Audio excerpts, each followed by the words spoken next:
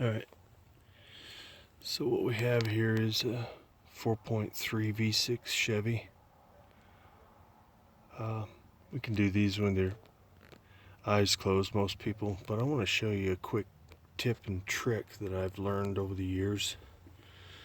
These doggone fans can be a real pain to get a wrench in there. Now, of course, crescent wrench will fit in there. And let's see if I can get it wide enough. There it is. And you can see where somebody has scarred that with a chisel.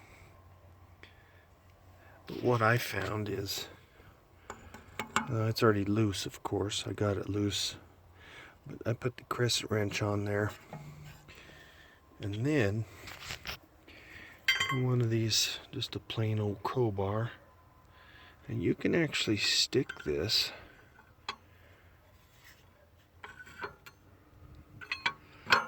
right there.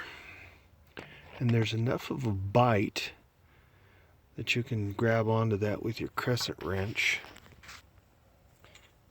Apologize for my hand in the way, but that way that thing will come loose and it'll bite just enough on this edge right here on the pulley that it'll come off without having too many special tools.